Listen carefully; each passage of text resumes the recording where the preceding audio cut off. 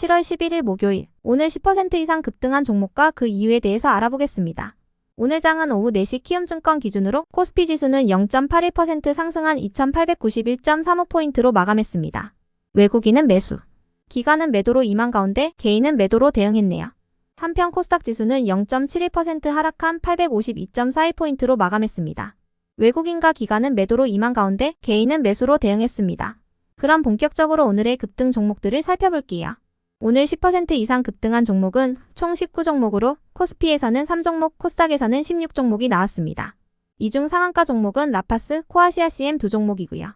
오늘 하한가 종목은 없었습니다. 총 19개의 급등 종목들을 한데 모아서 섹터별로 묶어보니 2개 테마로 나눠볼 수 있었어요. 그 외 나머지는 개별 이슈로 오른 종목들인데요.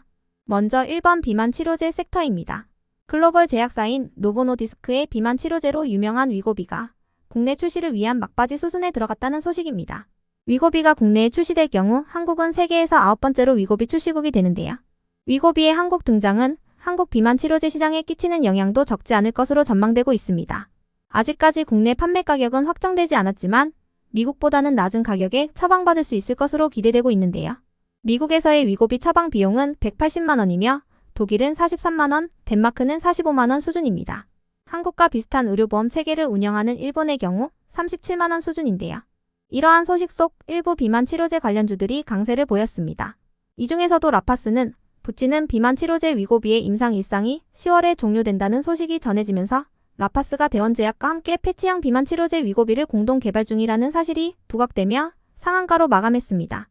샤페로는 비만 치료제 후보물질 누베신을 개발하는 데 성공했으며 동물 실험을 마치고 전임상 단계에 진입했다고 전했습니다. 다음은 이번 메타버스 확장현실 섹터입니다. 노태문 삼성전자 모바일 경험 사장이 파리의 루브르 박물관에서 열린 갤럭시 언팩 행사에서 올해 XR 플랫폼을 선보이겠다고 깜짝 발표했습니다. 업계는 삼성전자의 XR 플랫폼이 애플의 비전 프로, 메타의 퀘스트와 같은 XR 기기를 의미하는 것으로 보고 있는데요. 삼성전자가 XR 기기의 외형과 하드웨어를 개발하고 그 안에 퀄컴의 칩셋과 구글의 OS가 탑재되는 형태가 유력하다고 보고 있습니다. 해당 소식에 한동안 잠잠했던 메타버스 및 확장현실 관련주들이 시장에서 주목받은 모습이었네요. 이 중에서도 코아시아CM은 확장현실 메타버스 국내 공식 디자인 하우스인 인시그널과 메타버스 기기 사업과 관련한 업무 협약을 체결한 이력이 있어서 이 테마로 분류했는데요. 삼성전자가 이번 언팩 행사를 통해 AI 폴더블폰인 갤럭시 Z 폴드 6와 Z 플립 6를 공개하면서 휴대폰 부품 관련주로 급등했다는 분석도 있으니 참고해주세요. 그 외 나머지는 개별 이슈로 오른 종목들인데요. 먼저 대한유팜이 상승했습니다. 대한유팜이 지분을 보유 중인 영국의 석유가스 전문기업 카스피안 선라이즈가 석유 시추에 성공했다고 발표했기 때문인데요. 대한유팜은 지난 2007년부터 260억 원 규모의 투자를 시작으로 유전개발 사업에 진출한 바 있습니다. 올해 3월의 분기보고서를 기준으로 카자흐스탄 BNG 광고를 운영하는 카스피안 선라이즈의 지분을 10.8% 보유하고 있습니다. 이러한 부분이 부각되며 대한유팜이 강세를 보였네요. 이어서 앞타바이오는 7월 8일부터 9일까지 기관 투자자를 대상으로 기업 설명회를 진행한 바 있는데요. 앞타바이오가 시장에 직접 나서는 것은 2021년 이후로 3년 만이며 이는 올 하반기부터 있을 임상 결과 발표와 논의 중인 기술 이전 계약에 대한 자신감을 드러낸 거라고 평가받고 있습니다. 오병용 한양증권 애널리스트는 앞타바이오의 면역 항암제가 빅파마와 공동 연구를 협의 중이며 7월 중으로 결론이 날 것이라고 예측했는데요. 이러한 분위기 속 앞타바이오가 기대감을 잇고 신고가를 이어가는 모습이었네요. 다음으로 시프트업은 코스피 시장에 신규 상장한 첫날 강세로 마감했습니다. 시프트업은 게임 개발을 주사업으로 영위하는 글로벌 게임 업체로 대표 게임으로는 승리의 여신 니케와 스텔라 블레이드 등이 있는데요. 그런 시프트업은 장중 최고 49.2%까지 상승했지만 종가는 공모가 대비 18% 상승한 가격으로 마감해 주었네요. 또한 시프트업에 투자한 대성창투는 오늘 차익 실현 매물이 강하게 나오면서 마이너스 13%의 약세로 마감했습니다. 이어서 YM텍은 에너지 저장 장치 관련주로 지속 부각되며 강세를 이어갔는데요. 지난주 목요일 삼성 SDI가 미국 최대의 전력 기업인 넥스트에라 에너지에 에너지 저장 장치용 배터리를 대규모로 납품한다는 단독 기사가 전해진 바 있습니다. 삼성 SDI는 넥스트에라 에너지에 6.3GW시 규모의 에너지 저장 장치용 배터리를 공급하기로 하고 막바지 조율 작업에 들어갔다고 전해졌습니다.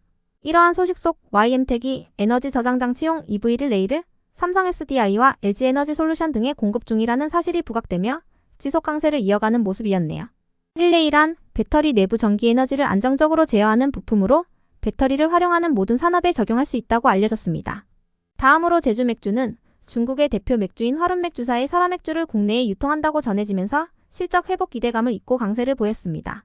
제주맥주는 지난달 화룬맥주와 국내 독점 유통 계약을 맺은 뒤 음식점과 술집 등에 설화맥주를 판매하고 있다고 전해졌습니다.